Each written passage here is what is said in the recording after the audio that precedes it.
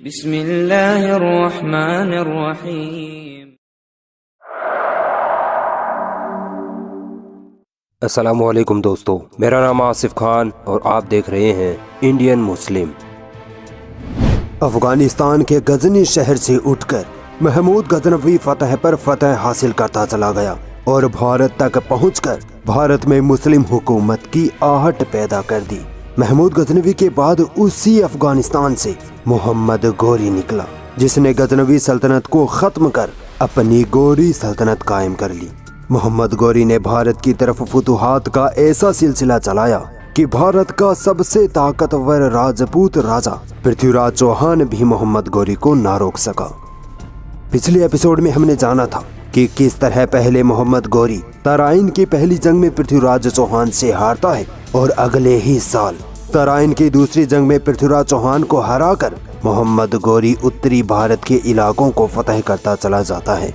1206 में जब मोहम्मद गोरी की हत्या कर दी जाती है तो गोरी सल्तनत मोहम्मद गोरी के 3 अहम गुलामों ताजुद्दीन यिल्दिज, नसीरुद्दीन कबाचा और कुतुबुद्दीन ऐबक में बंट जाती है। ताजुद्दीन यिल्दिज के हिस्से में गजनी का इलाका आता है, कबाचा को पाकिस्तान का मुल्तान इलाका मिलता है, जबकि कुतुबुद्दीन ऐबक को उत्तरी भारत के कई इलाके मिल जाते हैं। इन तीनों के अलावा मोहम्मद गोरी का एक और सिपह सलार था, बख्तियार खिलजी। ये गुलाम नहीं था। बख्तियार खिलजी ने बंगाल और बिहार को फतह किया और वहीं अपनी अलग हुकूमत कायम कर ली। हम हिंदुस्तान में मुस्लिम हुकूमत को देख रहे हैं, इसीलिए हम ताजुद्दीन यिल्दिज और नसीरुद्दीन कबाचा की बात ना करके सिर्फ कुतुबुद्दीन ऐबक की बात करेंगे।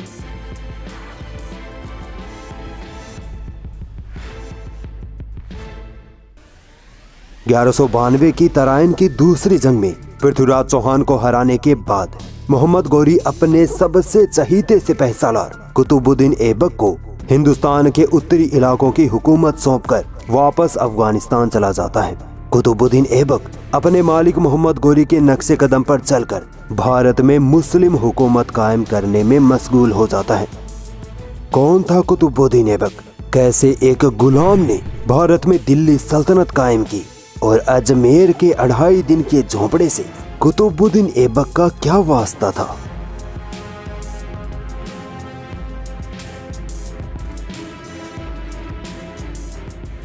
दोस्तों, कुतुबुद्दीन ऐबक का जन्म 1150 ईस्वी में तुर्किस्तान इलाके में हुआ था। यह तुर्क कबीले से था। बचपन में ही कुछ ऐसा होता है कि कुतुबुद्दीन ऐबक अपने परिवार से अलग हो जाता है और गुलाम बनाकर बेच दिया जाता है। ईरान के बाजार में एक काजी कुतुबुद्दीन ऐबक को खरीद लेते हैं और उसको तीरंदाजी और घुड़सवारी सिखाते हैं। कुछ ही वक्त बाद कुतुबुद्दीन ऐबक इतना जबरदस्त तीरंदाज, घुड़सवार और बहादुर जाबाज बनकर उभरता है कि काजी के बेटे उसको गजनी लाकर मोहम्मद गोरी को बेच देते हैं। मोहम्मद गोरी कुतुबुद्दीन ऐबक की सलाहियतों को देखकर उसे अपना करीब तरीन गुलाम बना लेता है। आप कुतुबुद्दीन ऐबक की कहानी सुनते जाइए कि कैसे एक गुलाम कहां से कहां तक पहुंचता चला जाता है। मोहम्मद गोरी ने कुतुबुद्दीन ऐबक की ईमानदारी और वफादारी को देखकर उसे शाही अस्तबल का अधिकारी बना दिया, जिसे अमीर आखुर के नाम से जाना जाता था। कई सालों तक कुतुबुद्दीन ऐबक घोड़ों के अस्तबल को संभालता रहा और एक सिपह सालार की हैसियत से भी वह हर जंग में मोहम्मद गोरी के साथ रहता। एक बार मोहम्मद गोरी अपने गुलामों को इनाम बांट रहा था तो कुतुबुद्दीन ऐबक के हिस्से में जो इनाम आया उसे उसने अपने गरीब गुलाम साथियों में बांट लिया। सुल्तान मोहम्मद गोरी ने जब ये माजरा देखा तो कुतुबुद्दीन ऐबक की दरियादिली से खुश होकर उसे गुलामों का भी सरदार बना दिया। 1192 की तराइन की दूसरी जंग के बाद मोहम्मद गोरी ने कुतुबुद्दीन ऐबक को राजपूतों से जीते गए इलाकों का गवर्नर बना दिया। कुतुबुद्दीन ऐबक ने दिल्ली को अपना गढ़ बनाया और मेरठ व बारा को फतह कर लिया। एक बार सन 1194 में कुतुबुद्दीन ऐबक मोहम्मद गोरी के बुलावे पर गजनी चला जाता है। ऐबक की गैर मौजूदगी में भारत में पृथ्वीराज चौहान का भाई हरी राजा ऐबक के जीते हुए कुछ राजपूती इलाकों पर कब्जा कर लेता है। मगर जब कुतुबुद्दीन ऐबक वापस हिंदुस्तान लौटता है तो हरी राजा के खिलाफ ऐसी जंग करता है कि हरी राजा बुरी तरह शिकस्त खाता है और अपनी हार को बर्दाश्त न करते हुए हरी राजा आत्महत्या कर लेता है। ये थे राजपूती राजा जो हारते ही बुज़दिलों की तरह आत्महत्या कर लेते थे। असल में राजपूत राजाओं की शानो शौकत झूठ मूठ की शानो शौकत है। राजपूती राजाओं को जब तक कोई असली मर्द मुजाहिद ना मिला था तब तक ये बहादुर थे, मगर जैसे ही मोहम्मद गौरी जैसा मर्द मुजाहिद मिला तो ये कभी खड़े ना हो पाए।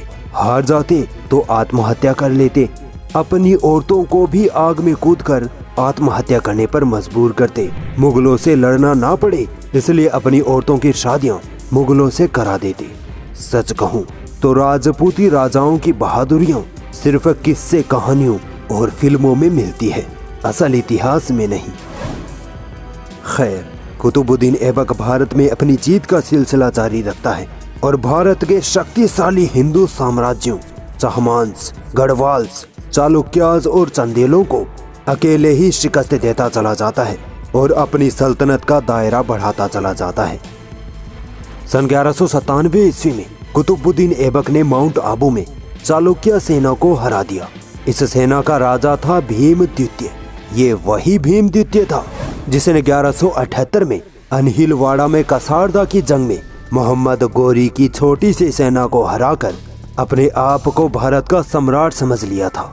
ठीक 20 साल बाद 1197 ईस्वी में कुतुबुद्दीन ऐबक ने भीम द्वितीय को हराकर मोहम्मद गौरी की हार का बदला लिया। राजा भीम द्वितीय कुतुबुद्दीन ऐबक का सामना नहीं कर पाया और डरकर शहर छोड़कर भाग गया। ये भी राजपूती राजा था। 1197-98 में कुतुबुद्दीन ऐबक ने उत्तर प्रदेश के बदायूं को फतह किया और गढ़वालों की राजधानी वाराणसी पर भी फतह हासिल की। 1198-99 में चंदावर और कन्नौज पर भी अपना अधिकार जमा लिया।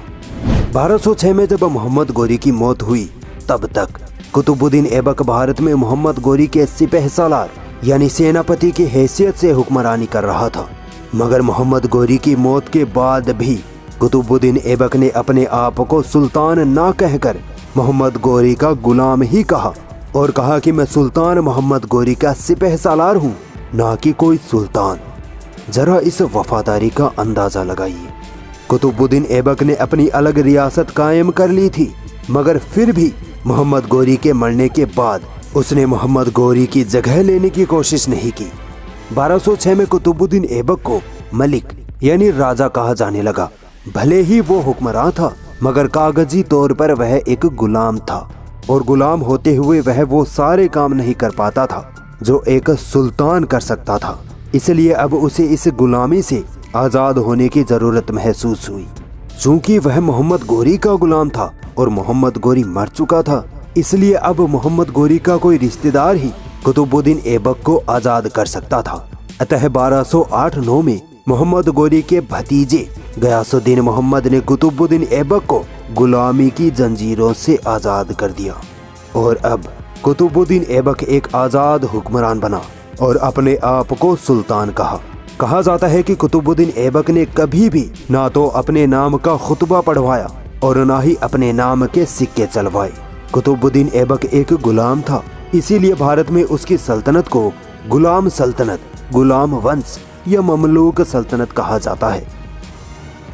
कुतुबुद्दीन ऐबक को लाख बख्श और कुरान खां भी कहा जाता था।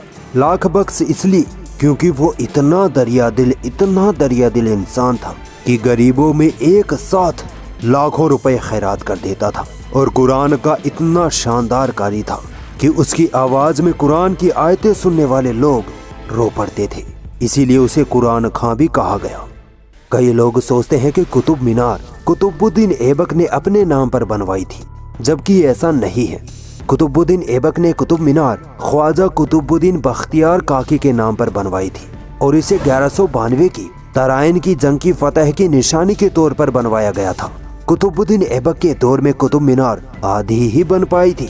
बाद में ऐबक के गुलाम इल्तुतमिश ने इसे थोड़ा और बनाया और आखिर में फिरोज शाह तुगलक ने इसे पूरा बनवाया। कुतुबुद्दीन ऐबक ने 1192 में ही अजमेर में 2.5 दिन का झोपड़ा भी बनवाया था। ये एक मस्जिद थी। कहा जाता है कि पृथ्वीराज चौहान को हराने के बाद जब मोहम्मद गौरी अजमेर से गुजर रहा था तब उसने कुतुबुद्दीन ऐबक को एक मस्जिद बनवाने का हुक्म दिया, मगर ये मस्जिद पूरी ना बन पाई और इसका काम सिर्फ 60 घंटे यानी तकरीबन 2.5 दिन ही चल पाया। इसीलिए इसे 2.5 दिन का झोपड़ा कहा जाता है। कुतुबुद्दीन ऐबक की दिल्ली सल्तनत 1206 से 1210 तक ही चली। कुतुबुद्दीन ऐबक दिल्ली सल्तनत का पहला सुल्तान माना जाता है और एक मजबूत मुस्लिम हुकूमत कुतुबुद्दीन ऐबक के दौर में ही खड़ी हो पाई थी। 1210 में चौगान यानी घोड़े पर बैठकर पोलो खेलने जैसा खेल खेलते वक्त कुतुबुद्दीन ऐबक घोड़े से गिर जाता है और उसकी पसलियां टूट जाती है, जिससे कुतुबुद्दीन ऐबक की वही मौत हो जाती है। ऐबक अपना कोई जानशी मुकर्रर नहीं कर पाता है, इसीलिए गुलाम सल्तनत के सरदार मिलकर आराम शाह को अपना सुल्तान चुन लेते हैं। मगर आराम शाह ज्यादा वक्त तक सल्तनत को संभाल नहीं पाता है और सल्तनत के सरदारान उसे हटाकर कुतुबुद्दीन ऐबक के एक गुलाम कमांडर इल्तुतमिश को अपना सुल्तान चुन लेते हैं। अगले एपिसोड में हम आराम शाह और फिर इल्तुतमिश की हुक्मरानी पर बात करेंगे।